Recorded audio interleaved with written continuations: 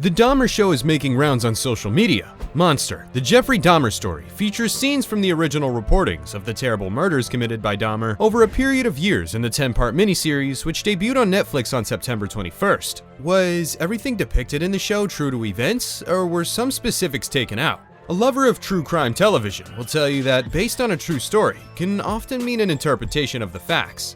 So, without further ado, let's take a look at the things Netflix got wrong about the Jeffrey Dahmer story.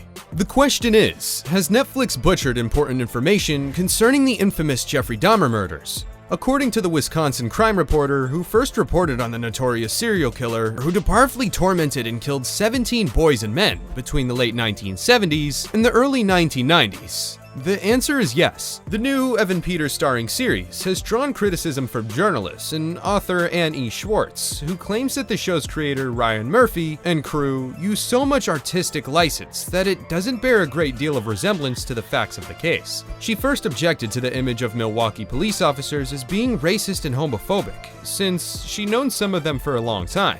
According to her, in all the time she had spent around these police officers, interviewing the witnesses at the scene, she found them to be diligent in their works. Sure, this is dramatization, but it's not a very useful portrayal at the time, when it's not exactly simple for law enforcement to acquire the community's trust and support. Also, despite this being a worldwide hit, Schwartz added that the Wisconsin city is quite done with hearing about the case. Crimes committed by Jeffrey Dahmer in the 80s and 90s on the LGBT, men of color of whom he preyed on, have integrated and terrified the entire globe. Despite the show's strong ratings and popularity online, it has frequently faced criticism for a number of factors, from the moment Netflix decided to classify it as a LGBTQ+, until the moment family members of the victims expressed their outrage at yet another Hollywood project making money off their trauma. There's been plenty of debate surrounding it, and even though they're not claiming to be a documentary, the show still recounts a real historical incident. You must stick to the facts the entire time if you're going to recount a true incident. While the character has been played incredibly well by Niecy Nash, Glenda actually didn't live next door in the Oxford apartments, which is what the show portrays. She lived next to the Oxford block, in a different apartment complex. Palmela Bass, who actually occupied the Oxford apartments and interacted with Dahmer, is more accurately portrayed by Nash's character than by Bass herself. However, she didn't suspect anything because she felt he was nice and approachable, and even went as far as to accept and eat a sandwich from him, even though she says she thought about this encounter every day from now. Guess what? Glenda Cleveland didn't find the Conorac's Samantha Moan either. Nicole Childress, Glenda's niece, recounted in an interview that she was the one who first noticed Conorac running from the building while covered in blood and bruises. Dahmer contacted her while she waited for the police, and when the policemen arrived, they didn't ask Childress about what happened. Instead, chose to concentrate on Dahmer. Childress went to get Cleveland while they were asking questions, but when they returned, everyone had left. We're aware that sadly, shortly after this, Dahmer killed Conorac.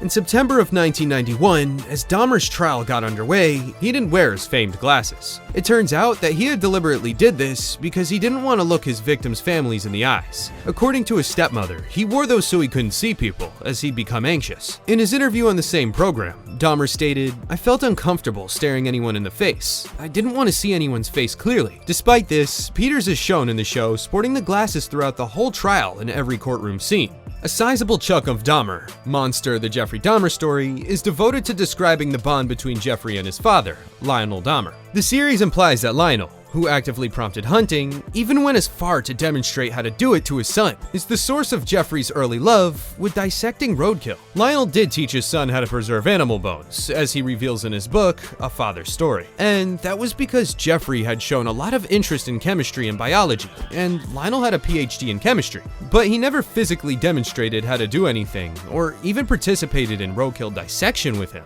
As we already saw, Dahmer interacted with Palmela Bass, a neighbor who also lived in the same building. She described him as sort of pleasant but kind of reclusive in the documentary The Dahmer Files, and recalled a time when she observed him taking a long bag of trash out, which in hindsight now makes her uneasy. She also admitted that she sometimes enjoyed a beer at Dahmer's apartment, so she was still unconcerned about everything going on, and thought of him as a geek and someone who'd always share. Bass recalls that music was all that could be heard coming from Dahmer's flat, but in another interview, Bass revealed that she did figure out what Dahmer was up to after hearing screams, the sounds of swaying, and the sounds of bones breaking while being exposed to the foul odor of rotting flesh. After Dahmer was finally sentenced to prison, the entire apartment building was destroyed, and its residents relocated as a result of the foul odor that filled it. Some stories claim that while Dahmer's apartment did smell of urine, which was pretty unhygienic, but didn't seem to be a cause for alarm, some of his neighbors really didn't realize that it smelled like flesh.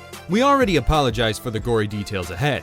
John Balzac and Joseph Garbrish, the two police officers who located Dahmer, were persuaded by Dahmer that Conorak Samathamone was his live-in partner and that they just had a lover's quarrel. Glenda Cleveland and other neighbors watched in horror as white police officers opted to believe a creepy white man over a group of black community members in a low-income neighborhood who frequently complains, while law enforcement did nothing. Sanasimone was then led back to Dahmer's flat, where he was fatally acid injected in the skull before having his corpse dismembered and his head put in the freezer. All of that is sadly true. But officers Balzac and Gibberish never won an Officer of the Year award, despite what was implied in the final episode. Honestly, the officers getting those awards after being reinstated was one of the series' most absurd seeds for us. The fact that they allowed Dahmer to take Conorak home with him and then said they needed to be deloused after being in a gay man's apartment is what got them suspended in the first place. Thankfully, the awards ceremony never took place. However, following the incident, the police department chose to rehire them. Also, in a truly horrible coincidence, Dahmer had already terrorized the Samathamone family in the past. Before killing Conorak in 1988, Dahmer was given a year's probation for abusing Samathamone's older brother. Dahmer was certainly in subsequent testimony that was just a coincidence and that they met at Grand Avenue Mall. But in the episode, Dahmer is seen purchasing the adolescent's beer and fails to draw the link between the brothers. Following Dahmer's last arrest, Judge William Gardner came under heavy fire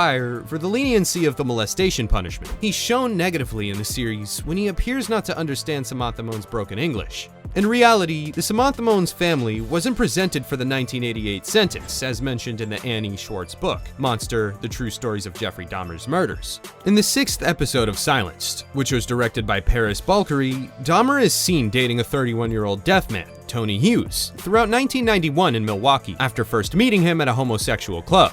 The episode also potentially reveals Dahmer to be most human, as he appears to have genuine emotions and even tenderness for Hughes. But of course, after their first night together, when Hughes needed to leave for work, Dahmer beats him with a hammer off camera, and it indicated that he performed sexual experiments on his corpse. According to Tony Hughes' friends, Dahmer actually knew him back in 1989. Dahmer claimed in his confession that he had never met Hughes prior to the murderous evening, but Hughes' friend claimed that throughout the years preceding his murders, Dahmer had repeatedly sought Hughes out. Also, before it was revealed that Dahmer had killed Hughes, the disappearance of Hughes was being reported in newspapers. We knew that the Cleveland hitchhiker was Dahmer's first murder. The serial murderers chose Stephen Hicks as his first victim outside of the crowd in episode 3, Doing a Dahmer. The 18-year-old Hicks was traveling in Akron, Ohio, when Dahmer enticed him back to the house, where his parents had abandoned him for months at a time. Dahmer killed Hicks by strangling him after striking him from behind with a barbell as he attempted to flee. This portrayal is also quite true to events that actually occurred. But in the series, after killing his first victim, it's shown that Dahmer goes 9 years without killing anyone else. This isn't true at all. Actually, Dahmer murders Stephen Tuomi, his second victim, only 4 months after Hicks. He described the regret he felt after his first murder, and that the fact that he wasn't clean for 9 years in an interview in 1998. What's your take on the Netflix show? Let us know in the comments below. Make sure to give this video a thumbs up and subscribe to our channel for more videos like this. See you in the next one, and thanks for watching.